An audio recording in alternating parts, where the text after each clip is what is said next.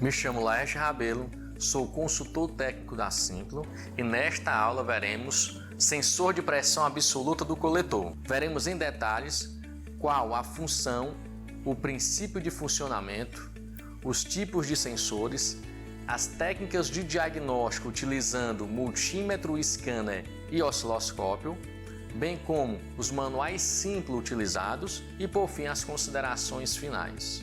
A função básica do sensor MAP consiste no registro das variações da pressão do coletor. Em combinação com o sensor de temperatura do ar e o sensor de rotação do motor, possibilita ao módulo de controle o cálculo do tempo base de injeção e do avanço de ignição. É importante destacar que em algumas aplicações o sensor MAP traz em seu corpo o sensor de temperatura do ar. Nesse caso, a sua denominação é TMAP, ou seja, leitura simultânea de pressão e temperatura. Veremos detalhes adiante. O princípio de funcionamento do sensor MAP consiste na piezoeletricidade, ou seja, variação de pressão sendo transformada em sinais elétricos. O sensor de pressão é construído por um elemento sensível com uma ponte resistiva serigrafada numa membrana em material cerâmico. Em um lado dessa membrana nós temos um vácuo absoluto e no outro as variações de pressão do coletor de admissão. Essas variações de pressão irão fazer um movimento mecânico da membrana, variando o valor das resistências. Como o sensor é alimentado com uma tensão constante de 5 volts pelo módulo, essa variação de resistência irá ser refletida na tensão de resposta do sensor. Ou seja, à medida que a pressão do coletor é modificada, também é modificado o valor de tensão do sensor. Existe uma relação entre a pressão do coletor e a resposta do sensor em volts. Observem aí que à medida que a pressão do coletor aumenta, o nível de tensão de resposta também aumenta, ou seja, são diretamente proporcionais. Vale observar que o sensor lê pressão absoluta e não vácuo do motor. A pressão absoluta é a diferença entre a pressão atmosférica local e o vácuo gerado no motor. Então, em situações de vácuo, eu tenho a menor tensão possível. À medida que a pressão vai aumentando, o valor de resposta do sensor também aumenta. Essa relação é importante na realização do diagnóstico que teremos aí adiante. Existem basicamente 3 tipos de sensores de pressão aplicados no mercado. O primeiro tipo é o sensor combinado, que traz as funções de leitura de pressão e leitura de temperatura do ar. Nesse caso, é uma aplicação aí da linha Volkswagen MP9, onde nós temos um sensor MAP com 4 fios.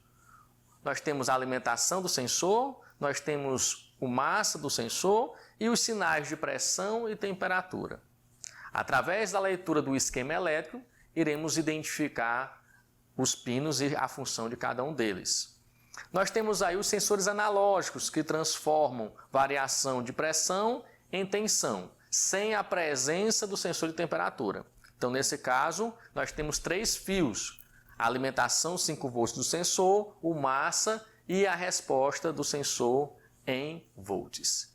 No terceiro exemplo, nós temos os sensores digitais, que são bem semelhantes em relação ao funcionamento. Entretanto, a resposta do sensor é em frequência. Então, as variações de pressão que são vistas no coletor são transformadas em frequência. Observem nos gráficos aí que nós temos a mesma relação entre pressão e tensão e pressão e frequência. Então, são diretamente proporcionais. Vale salientar que a aplicação do sensor aí digital é na linha Ford EC4 e EC5. E no caso aí dos sensores analógicos, nós temos o sistema Multec da GM. Então, nós temos esses 3 tipos de sensores que devem ser analisados tanto em nível de frequência quanto em nível de tensão. Observando o esquema elétrico, nós podemos identificar a função de cada pino do sensor. Então, nós temos aí no sensor combinado de 4 pinos, o pino 1 sendo o massa ou negativo do sensor, O pino 2, o sinal do sensor de temperatura do ar. O pino 3, o positivo 5 volts. E o pino 4, o sinal do sensor de pressão do coletor. Já no caso do sensor analógico de 3 pinos ou 3 fios, nós temos aí no pino 1, 5 volts do sensor, pino 2, o massa ou negativo e por fim o pino 3, o sinal do sensor. Essa identificação é fundamental para se realizar os testes e identificar possíveis falhas no sensor. Primeiro teste de diagnóstico, nós temos aí a utilização do multímetro e uma bomba de vácuo.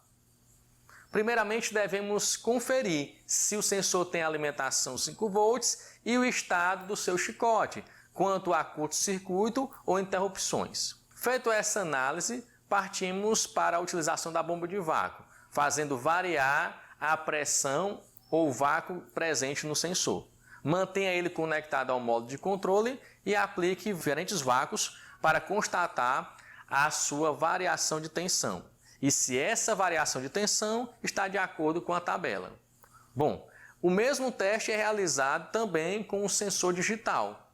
Aplica-se vácuo e verifica-se a frequência de resposta do sensor digital. Bateu com os valores da tabela, o sensor está em perfeito funcionamento.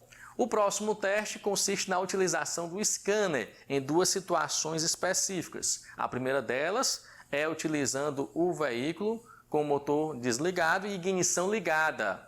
Nesse caso, o sensor irá ler pressão atmosférica local. No caso da figura, vemos aí que o sensor de pressão absoluta está lendo 1005 milibar. Como saber a pressão atmosférica local? Pode-se utilizar um aplicativo usando o smartphone. Nesse caso aí, nós temos esse aplicativo mostrando o valor de 1013 milibar, bem próximo do valor apresentado pelo scanner, o que quer dizer que nesse primeiro teste o sensor foi aprovado. O próximo teste é com o motor em funcionamento. Nesse caso, o motor em marcha lenta, o motor irá gerar vácuo. Então nós vamos ter aí a pressão absoluta sendo o resultado da diferença entre a pressão atmosférica e o vácuo gerado pelo motor. Vale salientar que no scanner nós temos os limites máximos e mínimos. Caso o sensor trabalhe dentro dessa faixa, ele está com seu funcionamento regulado. Observe a figura que nesse caso específico o sensor apresenta um valor bem dentro da faixa, mostrando que está fazendo a leitura e o motor está em perfeito funcionamento. Sabemos que com o aumento da pressão do coletor, aumenta a tensão de resposta. Então, o teste é bem simples. Aplique-se diferentes acelerações no motor e verifica se a tensão do sensor aumenta nessa aceleração e quando tira o pé do acelerador, a tensão diminui. Observe aí que nós temos 2 sinais. O da parte superior é a pressão do coletor e na parte inferior é da abertura da borboleta.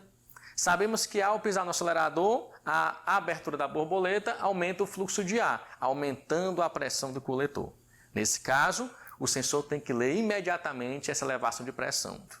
No caso aí, nós temos um sensor em perfeito estado, pois quando fizemos a aceleração, a resposta da tensão foi imediata, aumentando o seu valor e baixando a partir quando nós tiramos o pé do acelerador. Os manuais simples utilizados para o diagnóstico foram o manual de injeção eletrônica, com os valores de teste de referência e a identificação dos pinos do sensor. Nós utilizamos também o manual OSSI, manual de osciloscópio, para a identificação dos sinais de referência, para servir como base para a identificação do sinal correto, bem como o perfeito funcionamento. No manual OSSI, nós também temos um diagrama elétrico para identificação dos pinos, para colocar as pontas de prova do osciloscópio. O sinal do sensor MAP ele é utilizado para realizar diagnóstico em diferentes sistemas. Sinal MAP fora pode identificar problemas de sincronismo ou obstrução do escapamento. É utilizado por vários técnicos para fazer diagnósticos mais complexos.